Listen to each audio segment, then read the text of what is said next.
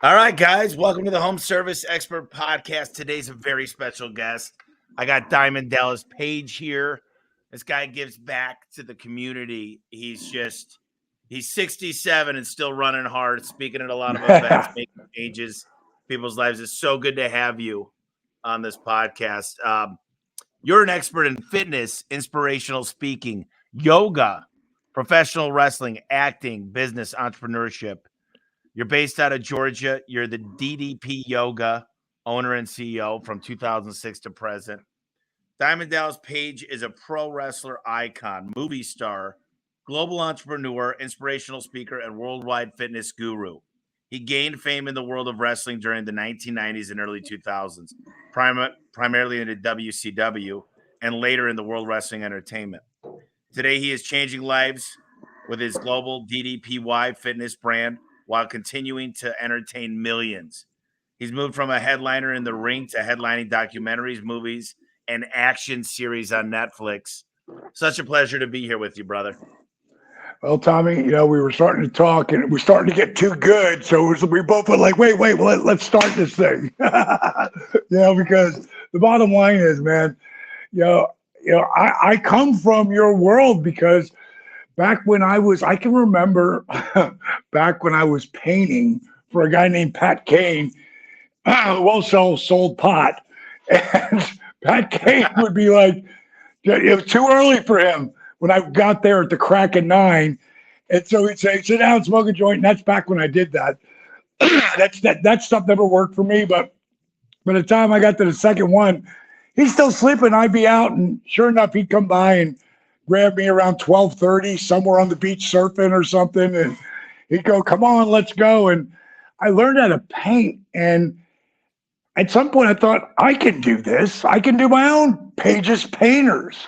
And that was one of the things that I did while I was in the bar business up until I actually started to run bars and run nightclubs.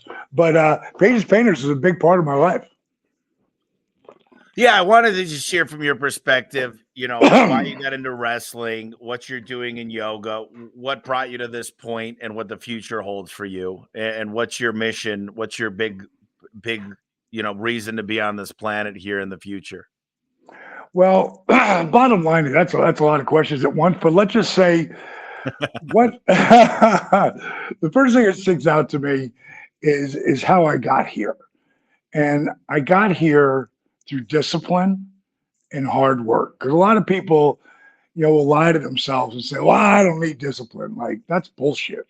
Like, the only way people, like, I'm on Cameo, right? And Cameo.com, people come and get birthday wishes or get their fantasy football team ready for the season. But really, 50 to 60% of the cameos I get are one-on-one people looking for motivation. And I have to explain to all of them, like, there's not a successful person, and I know you'll agree with me, Tommy, when it comes to this, that it's not motivation that made you successful. It was discipline. It's, doing what having the ability to do what you need to do when you need to do it, whether you feel like doing it or not. And there's absolutely every person who's listening to this has the ability, but will they take the ability? Will they take it and own it? I was watching Mike Tyson, and I had a discussion about this with him. The first time I met him, I ran into him in a club, and it was super cool because I was a big fan of Mike, but he was a big fan of me. He's a huge wrestling fan.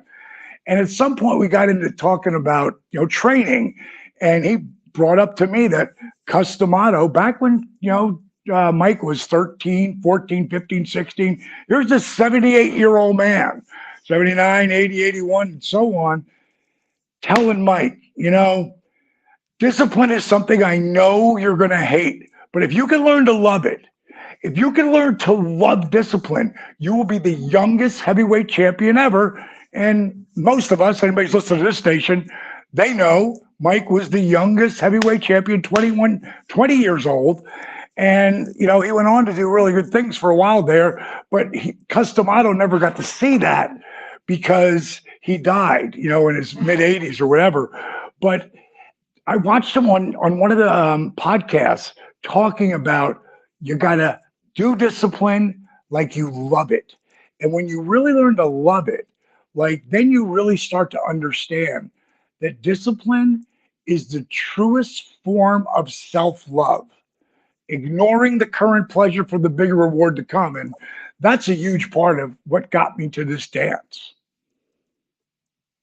Yeah, I think discipline, and what I'd add to discipline that I find most entrepreneurs and most successful employees, they tend to not have delayed gratification. They tend to say they deserve Mm. more, and they spend a lot of money Yep. and they buy things that they probably shouldn't be. And I think in a business world, you owe it to yourself to reinvest in yourself for the first 5 to 10 years. And you plant the seeds, you nourish them, you put them under sunlight, you water them, and all of a sudden it turns into something unimaginable. But so many couples I know, they say, we deserve to buy this Harley. We should buy that second house. We worked our ass off, instead of feeding the thing that's brought them to this point. Yeah, dude, I'm going to show you something. I was just showing this to somebody the other day. Like this tattoo, I got this tattoo in 1993 when I left WCW. And this is all about gambling, because I was a big gambler when I was a kid. So aces and eight, that's what the hand that Wild Bill Hickok got killed with. Then there's the flaming dice. And a lot of people think that the black cat is bad luck, not me. Lucky 13, all of this on this side, this wildcat here on his arm is this tattoo. And I had tattoos on both arms and on my chest when I was 18 years old. So I got these cover-ups, and this wildcat, I'm looking to see what I get there. You can see it. He is sitting behind the 8-ball. He's still got the original star tattoo on his chest. There, where the hell is it? Yeah. There it is. Friggin', he's still got the star tattoo on his chest. He's smoking a cigar, and he's got a blackjack in his hat. I was a huge gambler when I was a kid, back when I was painting houses and stuff. And at some point, I lost $3,500 football 1 week, when $3,500 might as well have been 35,000. And I just, kicked the acid and broke the TV, and I stopped gambling. And as time went on, I only gamble on myself. You see, for me, and just like you, like I don't know if you're in this spot, but I have zero debt. I own this house. I own the DDP Yoga Performance Center. I own 3 other houses, and I'm building a beach house on the beach, which is going to be Paige's Retreat in Panama City Beach. Now, I say this, that I wouldn't be building that place if I wasn't financing it myself, meaning paying. I've got the money for it. I've saved the money to build the retreat, because eventually there's a really good chance, as much money as we print in this country, at some point the shit's going to hit the fan. And if you're mortgaged, like you're mortgaged heavily, you're screwed, because they're going to come down and the rich just going to get richer. So you should really own what you get. If I buy a car, I buy for cash. I don't finance anything. So my rule of thumb is, I've got some mortgages. I paid off the buildings, the apartment complexes, the lot of the stuff, the house I'm in. But if my mortgage payment is below 3%, and the Goldman Sachs in accelerated, it's a special account, but I'm earning 5.5%, I'm getting 2.5% for free.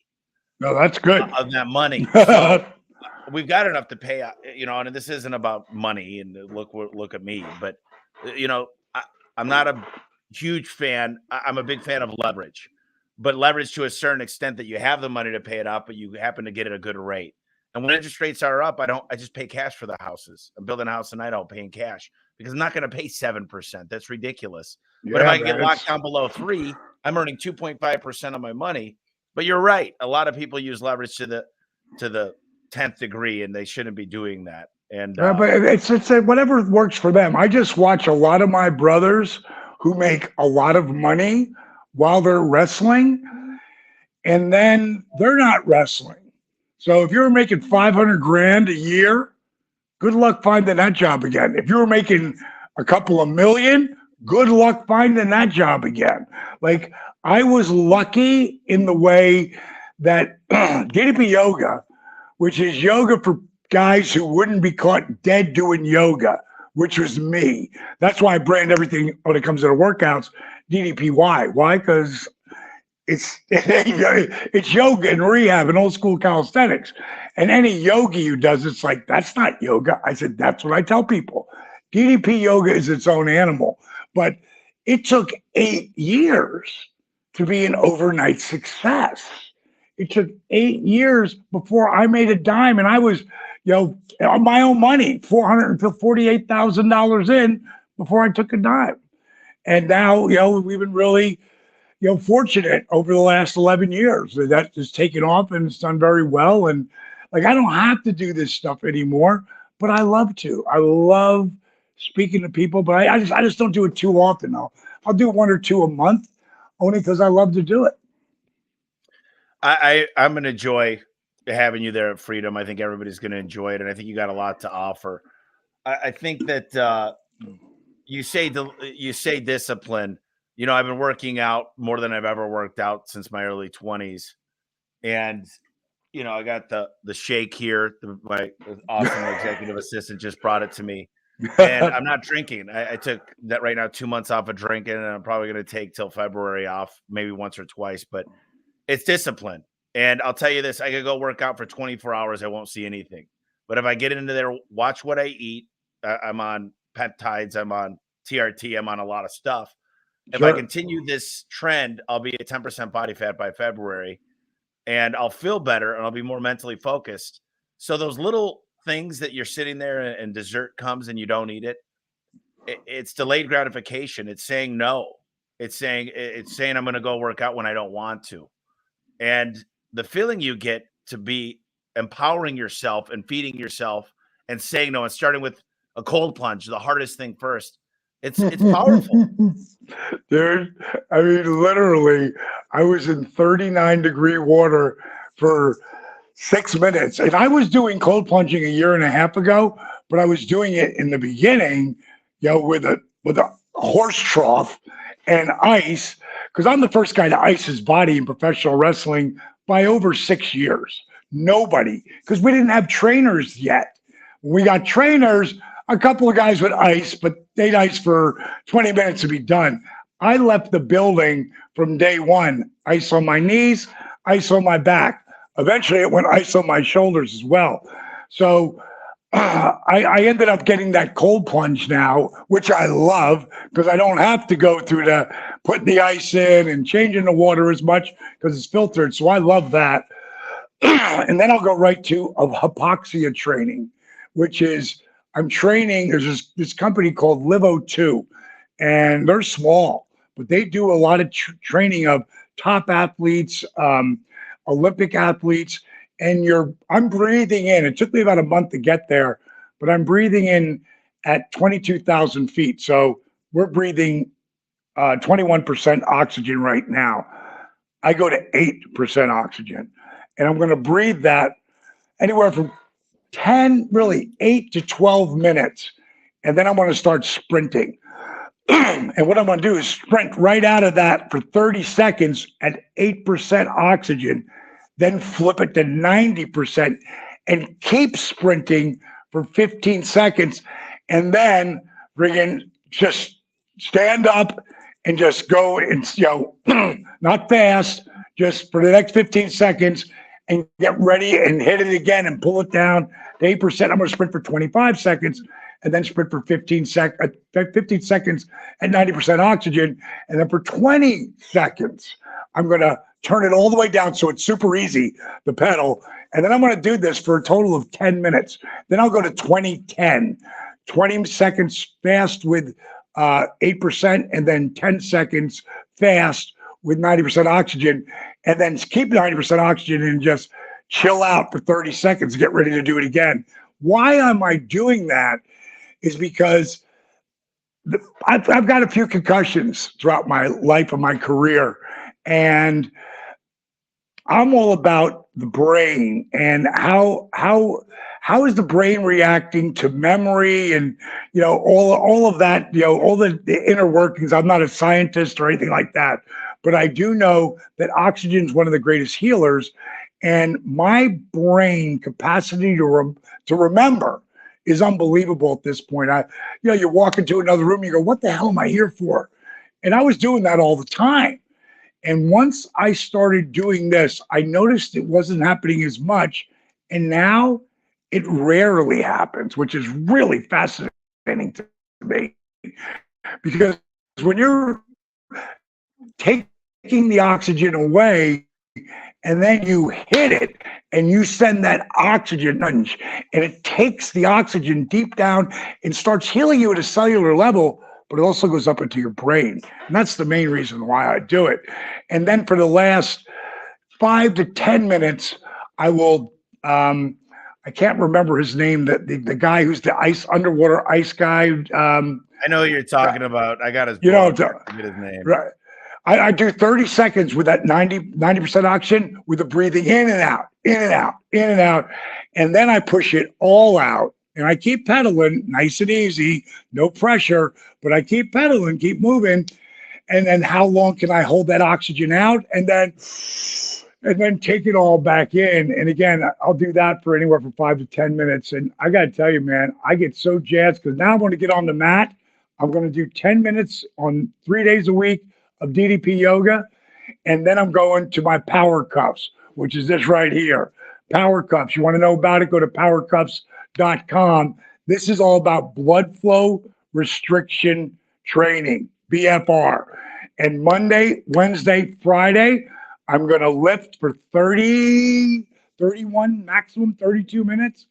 And then I want to get back on the mat for anywhere from 30 minutes to 45 minutes.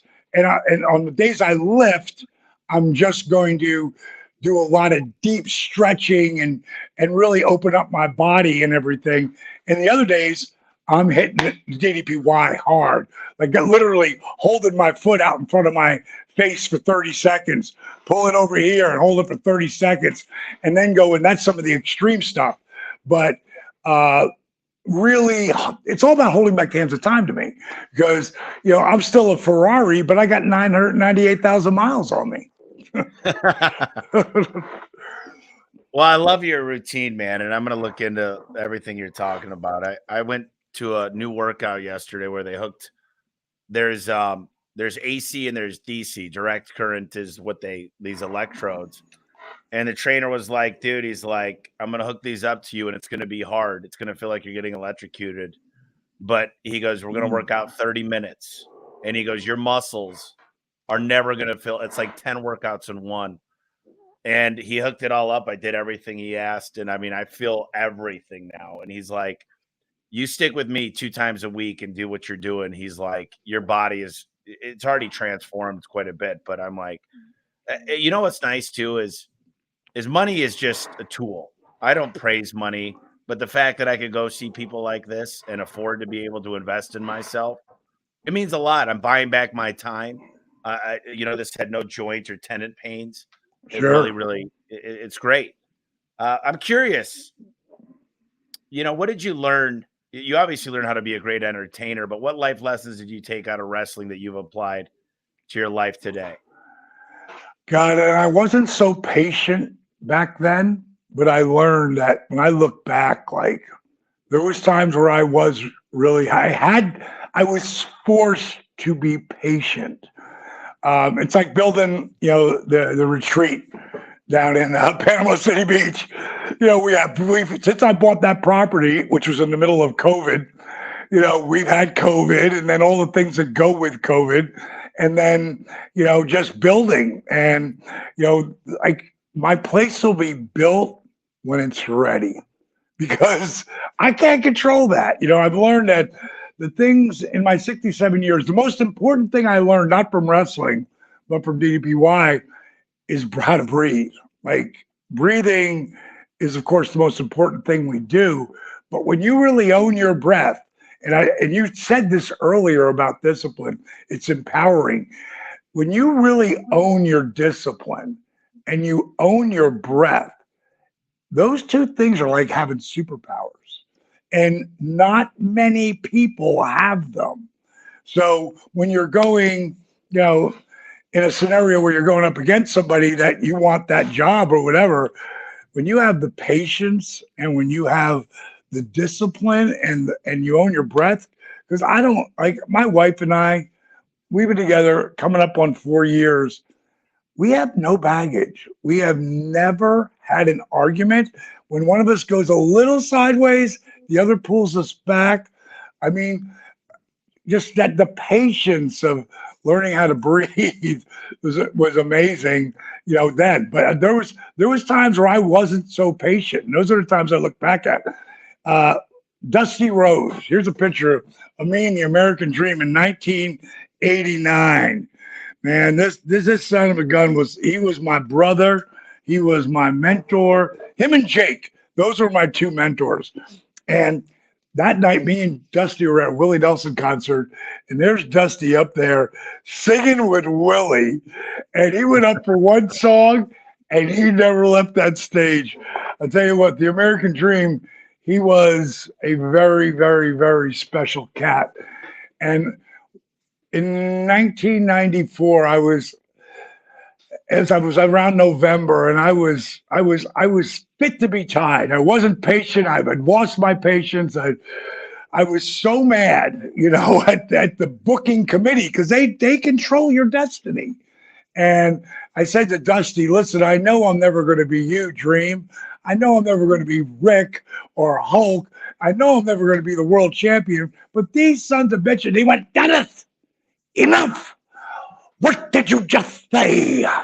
Now, he had never like yelled at me before. So now I feel kind of stupid, you know, because I said, well, Dusty, I said, I know I'm never going to be you or Rick. He said, no, D, what did you say after that? I said, well, I know I'm never going to be the world champion. He said, then what the fuck are you doing it for? Dennis, if you don't believe that you could be the world champion, as far as you've come, as much as you've done, if you don't believe you could be the world champion, you need to get the fuck out of our business right now. And Tommy, I felt like he reached through the phone and just bitch slapped me, you know? And he kept going. And I can't tell you a thing he said after that, but he was just ripping my ass. But I can tell you exactly what I did. Right next to my phone was a ledger pad that was for messages. And I took that pad over and I said, I will be the world champion in 5 years or less. It was 4 years, 4 months, and 14 days later. As crazy as this sounds, I didn't really pay attention to it or recognize it until I was doing a cameo one night, because it's a really inspirational story. And in the middle of saying this story about me and Dusty, at some point I say, 4 years, 4 months, and 14 days later, I step in the ring on a 4-way dance with Ric Flair, Hulk Hogan, and the franchise, the Stinger. I walk out the world champion with that shit right there. That's our Oscar, you know? Like, I said it 4 years, 4 months, and 14 days earlier that I'm never going to be Rick or Hulk or Dusty. Well, Dusty was retired, but Sting was a damn franchise. And it happened. And the power of manifesting a dream, and I know you know what I'm talking about because of all you've done. It's all about, imagination. It's all about visualization. Einstein said, imagination is everything. He said that imagination is more important than knowledge because knowledge is limited. Imagination circles the world. And I manifested so many different things. And if you're going to ask me the one thing, and through talking this out, the most important thing I learned from wrestling was never say never. Don't let anybody tell you what you can't do. Don't let anybody reprogram your brain that you already know is already going to happen. The power of manifestation to me is something I learned from that. And when I can remember living with Stone Cold Steve Austin in Los Angeles, in my acting career, I'd get jobs here and there, but it wasn't going anywhere. And I started to focus on something that I could control. And I knew back then I called it yoga for regular guys.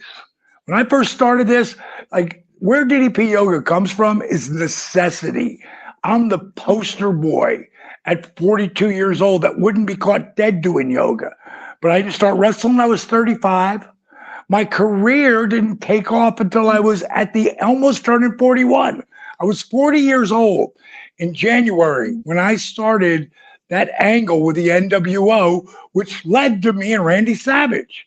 I mean, 1 day after my 41st birthday, I beat Randy Savage in the middle. Randy called that, not the booking committee. Randy did. He wanted to pull me up because he knew I was money. And the booking company, booking committee, they never would have made that happen. But Randy did because he saw how hard I was working over that 6 years. It took 6 years to be an overnight success in professional wrestling.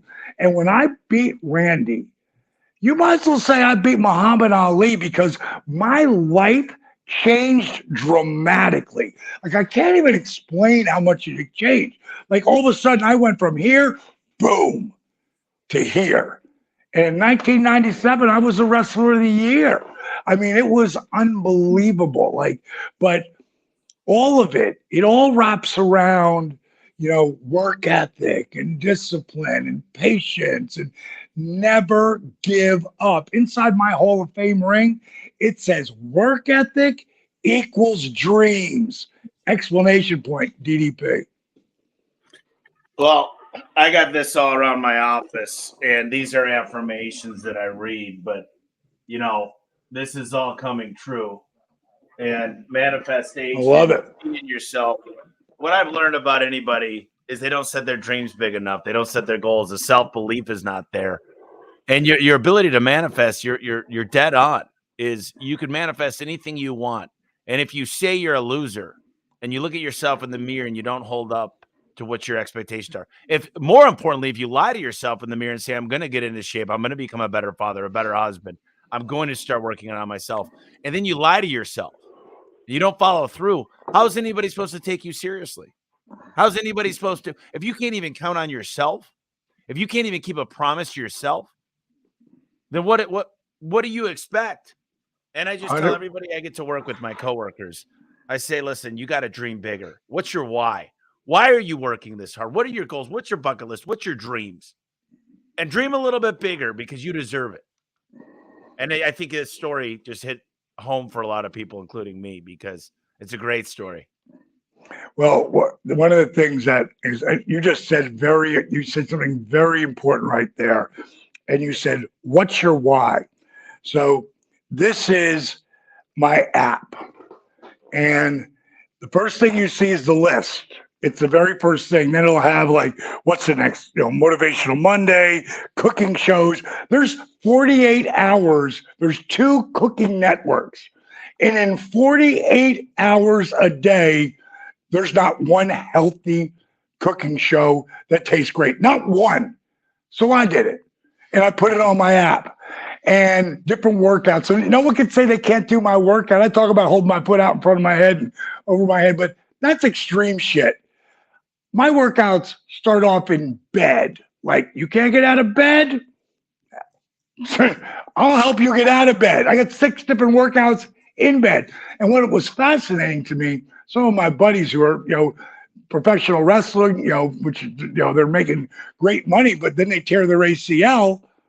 Oh, they start with my in-bed workouts because they can't do anything else. Then they sit in a chair and then they use a chair. The bottom line is the very first thing on this is the list.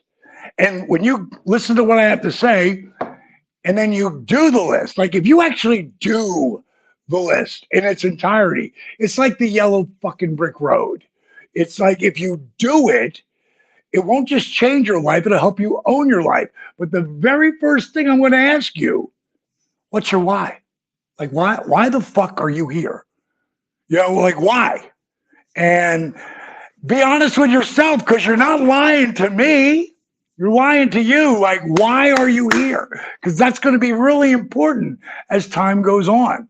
And the biggest reason why, when I started wrestling at 35, it was out of necessity again. The reason why, because they wouldn't let me manage anymore. Because when I was a manager, I looked like this guy with the friggin' holes in his jeans in 1991.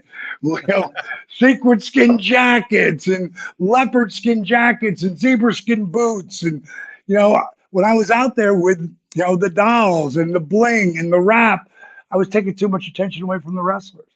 And one day, Magnum TA, who was Dusty Rhodes' right-hand man for Ted Turner's World Championship Wrestling, he pulled me aside. I was supposed to do TV. I was managing these crazy bastards, the fabulous Freebirds, and Magnum said to me, "Listen, D, we're going to still let you help do all the production you're doing backstage because it's really great. We love you helping the guys with their interviews, and we're still going to let you be a fourth string color commentator, but we can't let you manage anymore." I was like, "What?" I go, "Why? Well, what did I do wrong?" He goes, "Really? Well, nothing." And I said, "Well, then why am I losing my gig?" He's like, "Well, it's you." I go, "What do you mean it's me?" He goes, "It's the hair, it's the clothes, it's the bling, it's the dolls, it's the rap." It's like, you're taking too much attention away from the boys while they're in the ring, and it's not your fault. What we should have done. I said, "Magnum, are you telling me I'm too over the top for professional wrestling?" And he just laughed. He was like, "Hey, it's not your fault, D. What we should have done was put a pair of tights and boots in you and see if you could do it." And I had 7 months left of my contract. And that's when I went down that power plant and started training. And the only reason a DDP yoga exists, my career started to blow up at the end of turning 40, 41, 42. I was on fire and I broke my back. I ruptured my L4 and L5. And I had 3 spine specialists tell me my career was over. So, at that point, you want to talk about depression, but I just didn't stay there. And I know, Tommy, just by talking to you and what you've accomplished, everybody goes down, everybody gets depressed, but top people don't stay there. Like, you can't wallow in your misery. Buck the cowboy the fuck up and get back up and do what needs to be done and figure it out. That's another thing that wrestling taught me. Figure it out. Yeah, well, a lot of people, you know these people, and they're all around us. They blame Biden. They blame Ukraine. They blame the holidays. They blame the weather. They blame everybody but themselves on their predicament in life. They all have a story. They all have an alibi of why they did it. Instead of taking complete ownership and saying, "Listen, maybe it's me. Why can't I keep employees? Why do people leave for a better pay when I thought I'm doing the best I can?" And, I always tell this story is I read this book called The Compound Effect by Darren Hardy, and he wrote down 100 things he wanted in a woman. Wrote down this huge list of the perfect chick. He wrote down this list and he read the list out loud and he says, "Man, I'm not even worthy of a woman like this." So he went back to the writing book and he wrote down 100 things he would need to become. And when I read that, I wrote down 30 things I needed to become to be worthy of the people I get to work with, my coworkers. And I said, I got to be a good communicator, a better leader. And instead of blaming people of saying, "Why aren't they happy?" I took all the risk, and everybody says all these things as a business owner. And yes, we do go through a lot. That's why we deserve a lot, because the chance of making it in business are not very good. Right. There's the chance of being a millionaire. You have more chance of being a millionaire than getting a six-pack in the United States of America. Yeah, I can see that. It's crazy. Oh, that's funny. I never heard that. You've got this mantra that you say, own your life. And I love that. Talk about that. I tried to help people not just change their life, but own their life. And have you seen that disabled veteran video? Yeah. So that's probably had well over 1 billion views, Tommy. And when that first went viral, I helped them in 2007. We didn't, my business partner, Steve, you didn't change the video and change the music and just give it more heart until 2011 or 2012. In May of 2012 is when my company finally exploded, but it was off that video. And people would write, and I would read just about everything back then, because it wasn't everywhere and it wasn't, bazillions of people out there. But a lot of people, not a lot, but a good handful of people would write me, and they would write me this long, call it a text, an email, whatever you want to call it, but how basically how hurt they were and how screwed up they were, and how they needed me, and they needed me to help do this, help do this, help do that. And before you know it, then they get into, but you're not going to help me anyway because you don't really care about it because you only care about money. I mean, like, this is like long email. And it really, in the beginning, it really bothered me, and I thought, how am I going to fix that? And I thought about it. And I came up with the original list. Now, I already been working on it to help people, so I didn't have to tell one person. I could start to tell 5 at one time or 10. Well, in this scenario, I took the list to a different level, and I wrote down all the things those people would need to be successful. And then I had my people send it. At the beginning, it was just me and Steve. So it was me or Steve sending this email back to these people. Today, I have people that do this shit because I don't want to even get involved in the negativity of it. But I told them, if you do everything on the list, I not only will help you, I will send you my program for free. And just like you said about the abs, better chance of becoming a millionaire than having a six pack. 3% of the people, that's what it was. If 100 people wrote it in, 3 of them will have actually took the time to do the list. Everybody wants something they want it not only for, they don't even want it for nothing. Because if it was for nothing, they wouldn't see any value in it. 100%. And that's what people don't understand. I mean, listen, I could give tickets away to this event, but they're not going to come prepared and they're not going to implement anything. And right. I was 350 technicians. I got a technician named Roger in Green Bay. And this guy, his key performance indicators are off the charts. And I interviewed him in a video we play for everybody. I said, Roger, would you be willing to help anybody that I'll send them out there. I'll pay for their flight. I'll put them in a spot and I'll pay them to train with you. And I said, what's your cell phone number?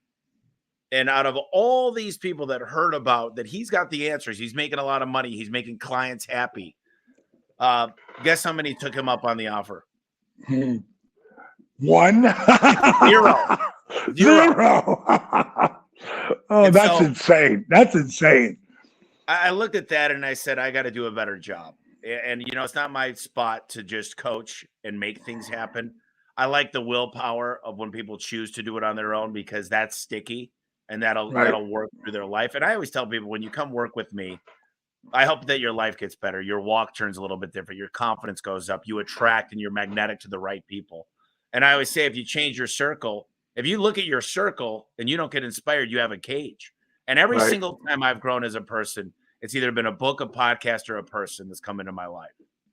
And it's not that I don't love the people that I grew up with. I love every single one of those, my best friends. But the people I hang around with is who I become. And if I want to become a scratch golfer, I'm going to hang out with the best golfers. I play better and I learn more. But there's a give and take, right? I still love my buddies and I'll never change that. But it's really true. If you're sick of hanging out with clowns, stop going to the circus. Yeah, my buddy Mark Barrow always says your friends are like elevators. They pick you up or they take you down. And in wrestling, because it's predetermined, the fact that I ever had this ridiculous career is preposterous. I mean, it really is. I was the anomaly. There was nobody like me coming in, and there'll be no one ever to do it again. Because now the WWE, unless you go to Annapolis or you came out of the NFL or you were a national champion, wrestler, or, NCAA champion, like it's really hard to get in now. And coming in when I got in as a manager, it was preposterous that it ever happened. But it did because I took a chance. And I made a video of me and a bunch of wrestlers that wanted to be wrestlers. Here's one of them right here. I called him Big Bad John.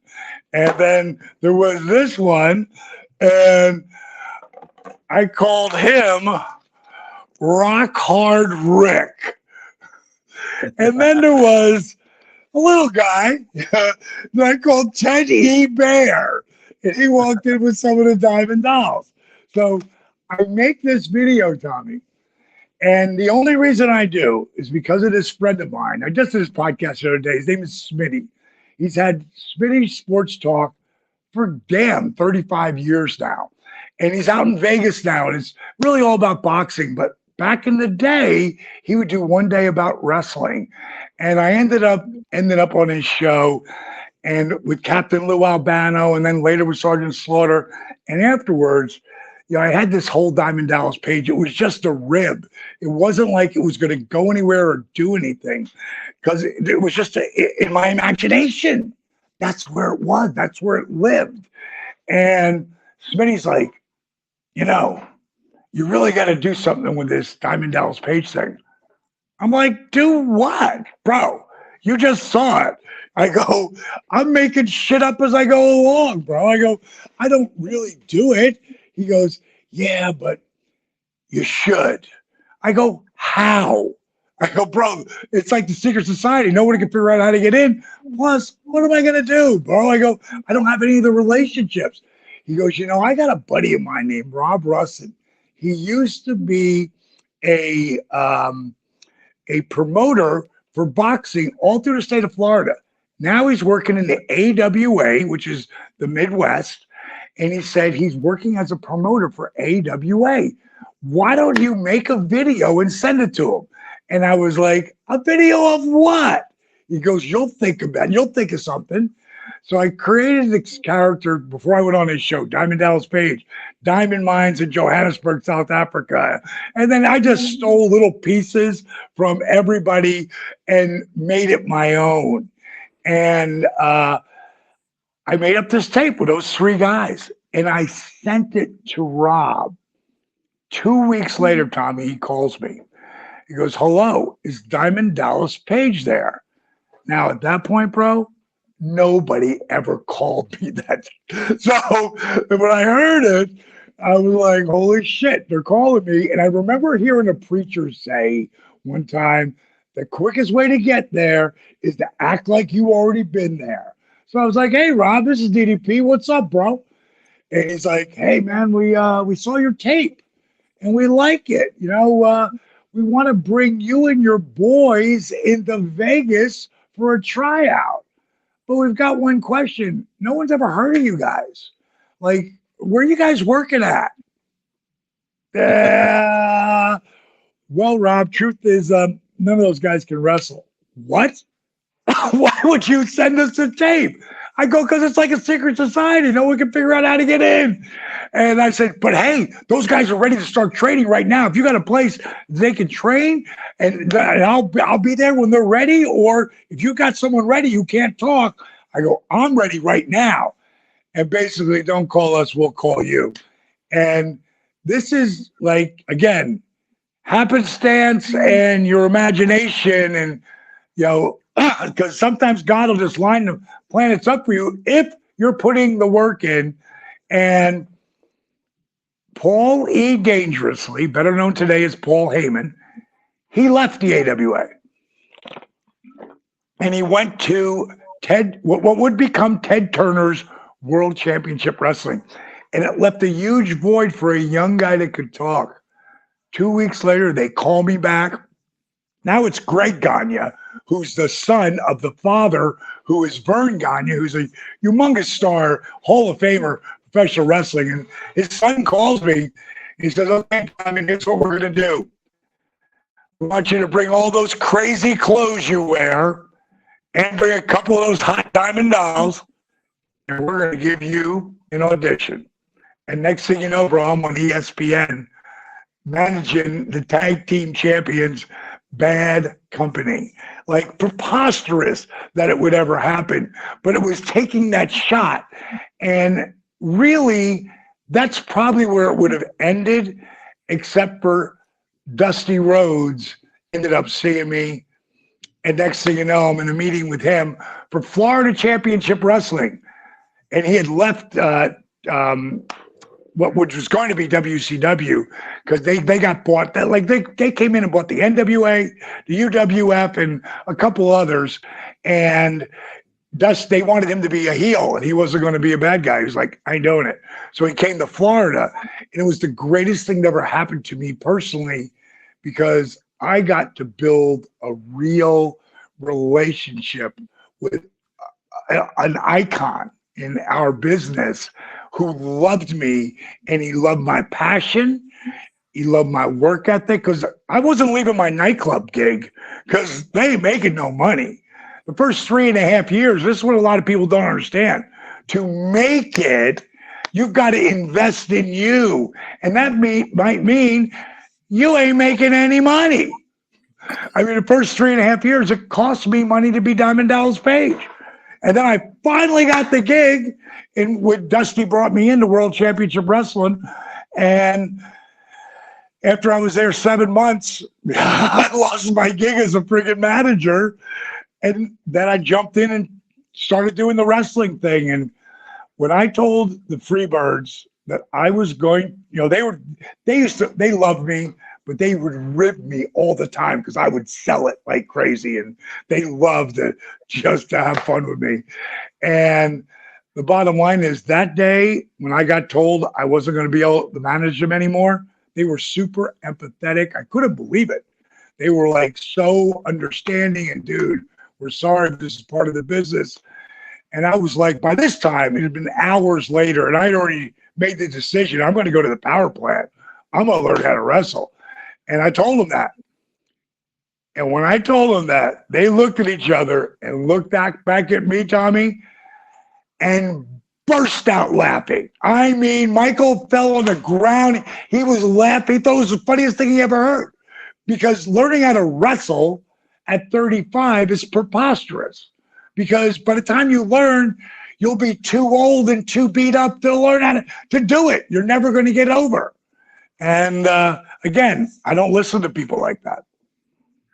It's interesting. You said you it took 4 years, 14 days to become the national champ. And you said you were in the bar business, nightclub business. One of my buddies owns the most successful bar in the United States per square foot.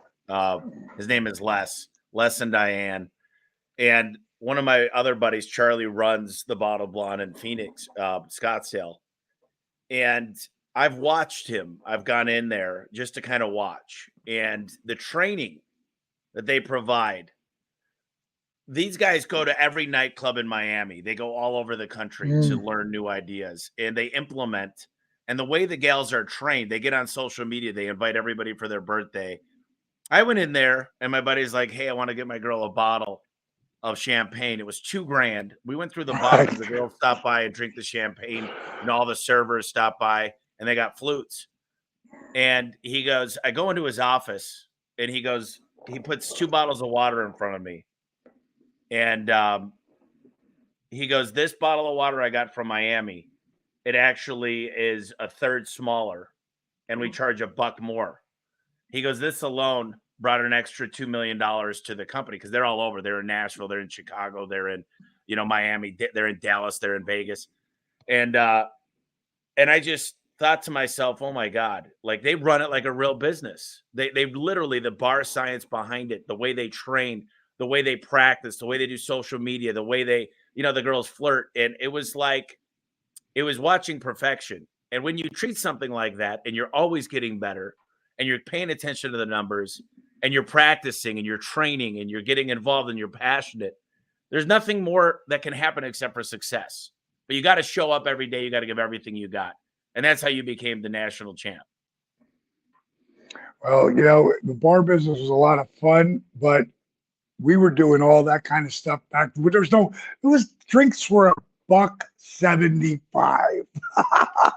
That's $1.75, 2.25, and $2.75 top shelf.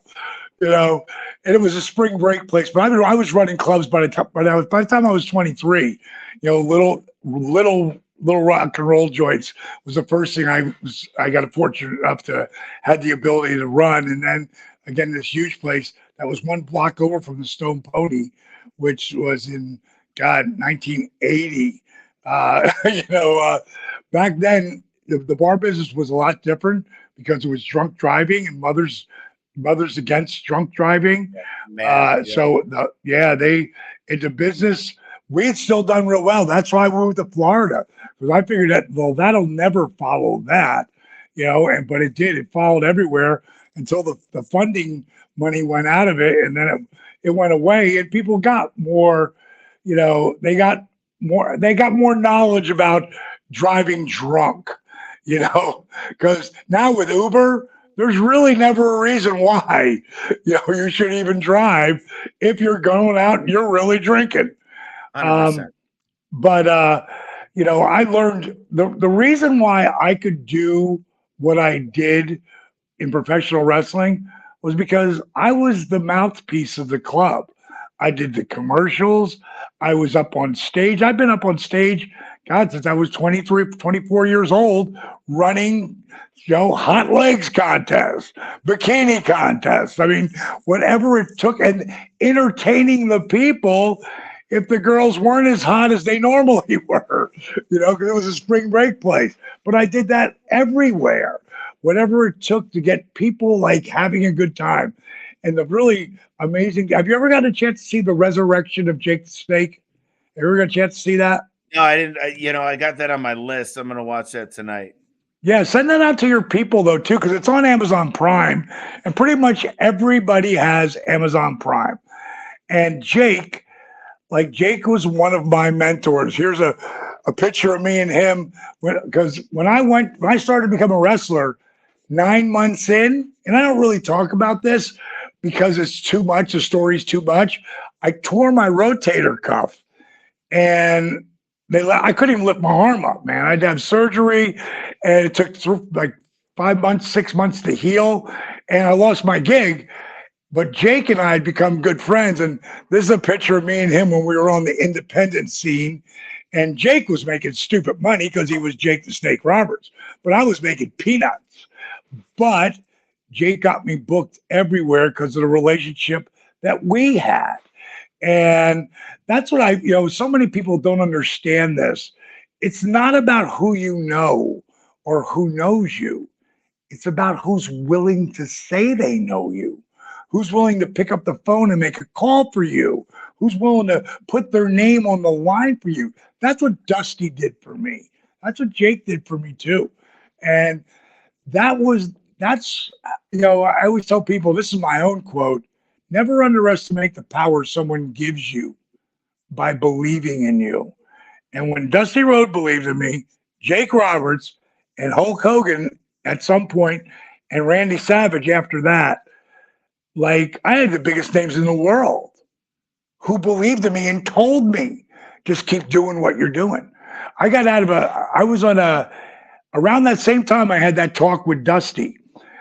I was in Germany because Hulk had just come in to WCW and we were doing a European tour, UK, Switzerland, Germany, and I'm in Berlin. And I'm the first match. I am the what we call the curtain jerker.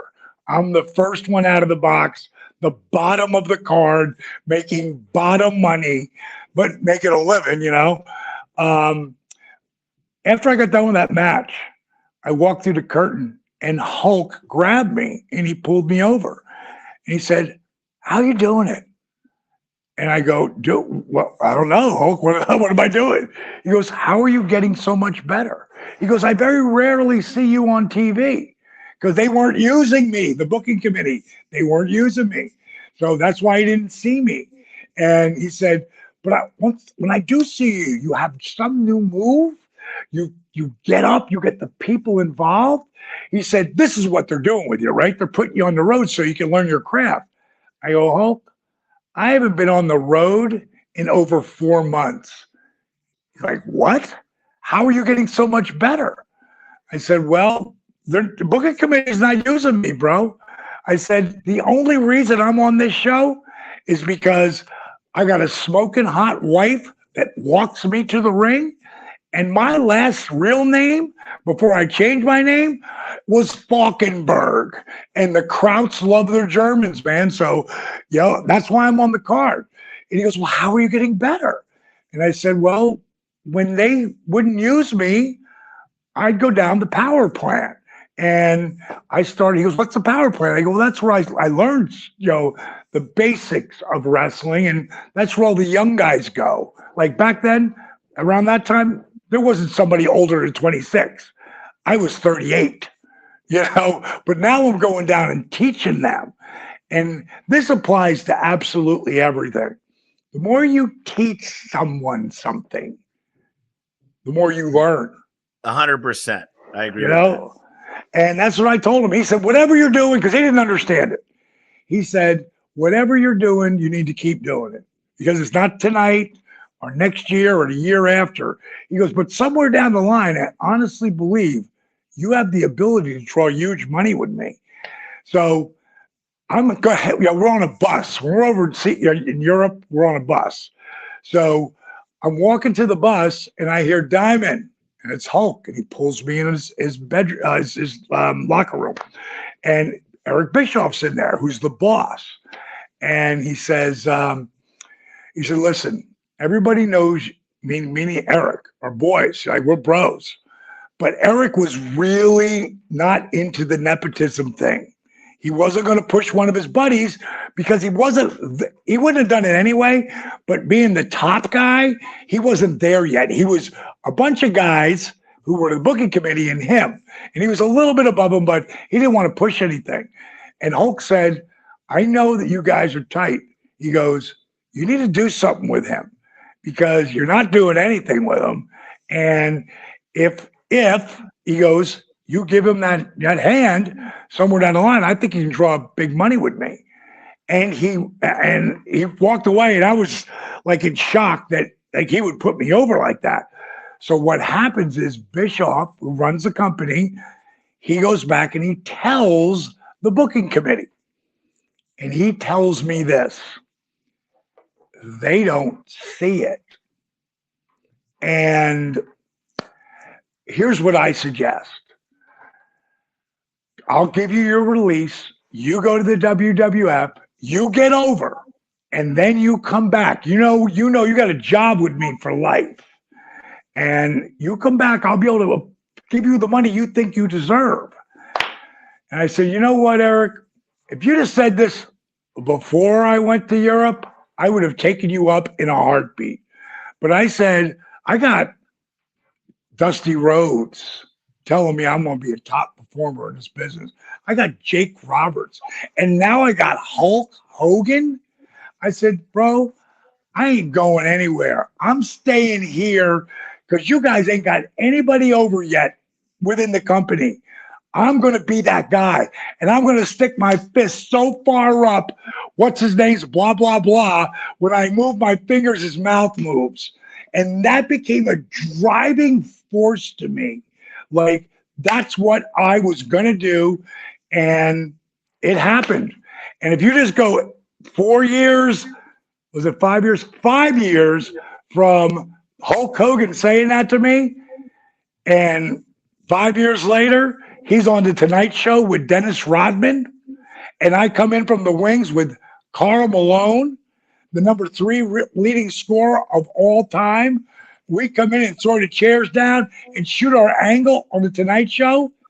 The second biggest drawing pay-per-view in the history of WCW. So again, manifesting dreams into reality. Man, I got a million things for you, but I know we got to wrap up here. I was gonna go into a lot of stuff with the yoga and author Borman, but I want to be respectful of your time. You're coming to Home Service Freedom. You know what this thing's all about is I think we got to start with the end in mind. A lot of business owners, they don't know there's so many things that go into business: recruiting, training, KPIs, CRM, all these things, and it's just overwhelming. And my goal is to make it simple. And you got to start with, what do you want out of your life? And let's work on your dreams and your why. And let's figure out an instrument to get you there. And, the businesses I've worked with, I'm very proud of the people. They've done exactly what they need to do. They've decided it's ready, and they're making more money than they ever thought possible. And they're helping their community. They're helping their employees. They're helping everybody. And they're living their best life. And I want that for more people. And you're going to be there talking. What is going to be the message that you're going to be sending out there at the Freedom event here in Orlando in November? I think my message, coming into any situation for any company, is to really follow your passion, your heart of what you really want. Because if you're doing something that you love to do, it doesn't matter if you're getting paid or not. If you're doing something that you're passionate about, that you really love doing, the money will come. If you just keep putting the work in, as long as you apply yourself and discipline yourself, like you really have to, it's not just going to happen. And I use myself as an example over and over and over again of what should never have happened. And then it did. And now I'm 67. I've reinvented myself again, because it really comes down to using your imagination and thinking outside the box. Because when you really do think like that and you put the work in, the rest will come. But you gotta put the work in. And that's the biggest part. When you can get someone excited about that, when you get someone excited about really wanting to own it, like you said earlier, own your life. To me, owning your life is being able to do everything on your own terms, as opposed to what someone else. Because a lot of people, they want to work for themselves, but they don't want to take the chance. They don't, because it's a gamble. It's a gamble. But when you are working for yourself, it's all about the time you put in for you, because you're investing in yourself. And that's the biggest thing, because that is my why. Why am I still doing this now when I don't have to? Because I want to spread that word. Because I know when people who grew up with me, how old are you, Tommy? 40, just turned 40. 40. Anyone between 32 and 55. Like, those are the people who grew up as kids with me. Yep. And teenagers. And they saw me do what was the impossible. And they respected it. And that's why I was talking about before we ever got, on the show here, that, when it comes to seeing somebody in an airport, I mean, people walk up to me all the time. I haven't been on TV in 22 years, but they recognized this in this voice, and it was passionate. Maya Angelou said, they may not remember what you did. They may not remember what you said. Remember how you made you feel. 100%. 100%, man, how you feel. And that's what I'm going to bring to everybody, because I speak with passion about what I'm doing. I'm going to make them laugh. I'm going to make them cry. Most of all, I'm going to inspire them. I'm going to inspire them to believe, because if I could do this on the level I was at, what could you do? Because now like, it's possible. And you teach the same stuff, dude. So this is going to be a lot of fun. I'm looking forward to it. Well, you close us out great, man. I can't beat that. I can't wait to meet you in person, and I really really respect you a lot, and I appreciate you doing this. You're an inspiration. The fact is that you're still 67 years old and going hard in the paint every day. And I'm really excited that you got this great relationship with your wife, and just it seems like Oh, everything's going right. So, if you can bring her, I'd love to meet her. oh, And she's coming. She's coming. Tommy, let me interject here. I got to tell you something. I I got love it. because you I got said time. Yes. my my girl. All right, we had dated 10 years ago, and because she was 18 years younger than me, and my first wife and I had only been married once at that time. My first wife and I she's still one of my closest friends. She's one of my partners in DDP yoga. Uh, we were growing apart because she still wanted to go skiing and now mountain biking and all the things that would beat up my body, and it just couldn't do it. So we started to grow apart, but it was hard in the beginning. But at some point, it became easy because we really loved each other, and we kept that up. And that's something I'm going to talk about: living life at 90%, which is a concept that I developed based on the fact that life's 10% of what happens to you and 90% of how you react to it. And I'll talk about that. But we have a great relationship. So I know when I'm dating Paige, yeah, my wife's name is Paige. And she, I got to tell you this too, bro. Her maiden name is McMahon. No relationship. Like, I don't know how it's even possible, You're not but it is. related to Vince, huh? Not at all. Not at all. The bottom line is when we were dating, when I realized how young she was, and she was traveling the world, climbing mountains, Mount Kilimanjaro, Mount Fuji, running, she put a backpack, 25-pound backpack on her back and ran 170 miles through the Grand Canyon in 6.5 days in one of those ultra friggin' races. I'm looking at her and I'm going like, this chick makes Kimberly look like a wallflower, So I'm just going to do that. And I pushed it off to the side. I was very nice about it until I fell in love with someone else, which I did at the moment. And because I wasn't letting her in my life. But then years later, me and that woman were split up. And, I was on Facebook. This is like 4 years ago. And I see a video come up. Now, one of the other things she was doing, her mom had died of lung cancer.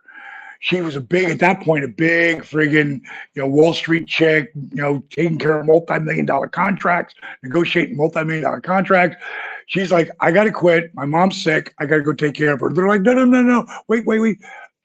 You take care of your mom a week and come up and work for a week. Take care of your mom for a week. Come back, work a week. Until she gets better, we'll pay you full time.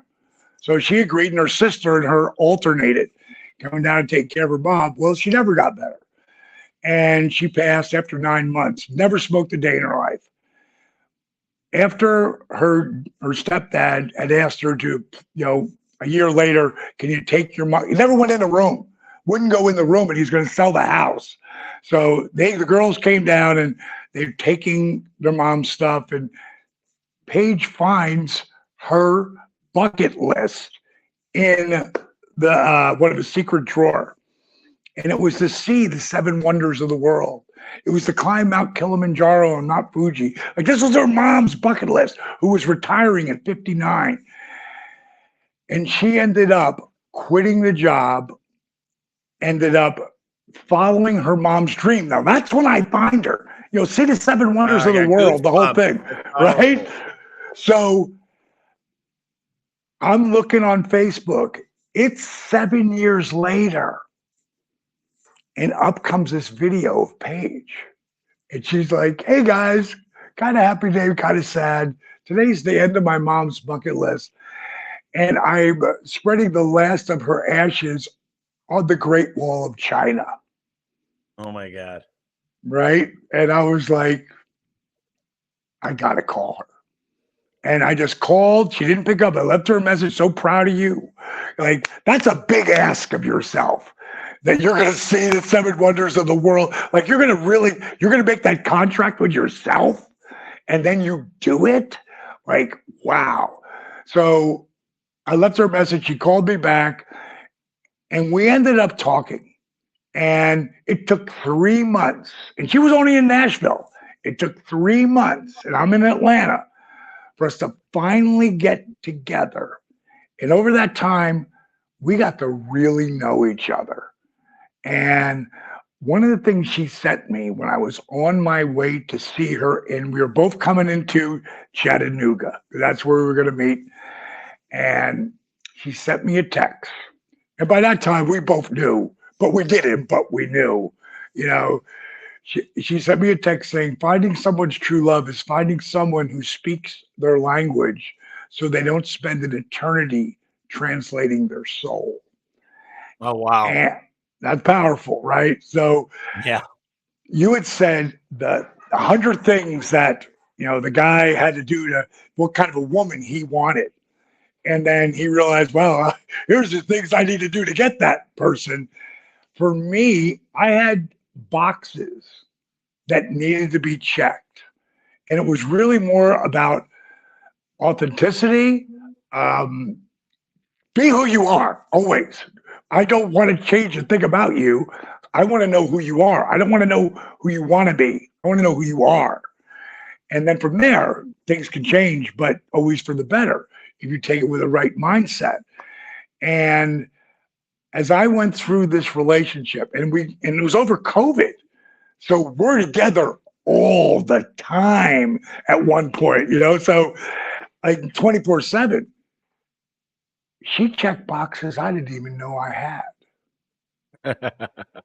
Like, wow. And she will be there. She will be there. And I use her at one little bit talking about it. You got to bring her up, man. That's the seven wonders of the world. Another story that I'll share real quickly with you is one day there's this, several thousand years ago, there's a village and it's a very, very happy people, native people. And there's this bad tribe that lives on top of the mountain.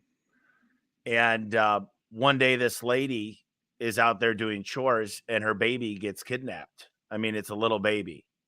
And they know it was this mountain, the people, this bad tribe on the top of the mountain. It's all these evil people that live up there. And so the lady runs to the village and it gets the best of the best trackers. And they're trying to go up this mountain and it's snowing. It's a blizzard. And they're trying to find the path to get to this, to try to get the baby back. And they give up. And they're looking at the bottom of the mountain saying, we should just go back. And all of a sudden in the distance, they see a lady running down the mountain. And she's got a satchel. And she catches up to the guys and they go, what do you got there? And she goes, they go, is that your baby? And she goes, yeah, I had to go get my baby. And they go, how is it possible?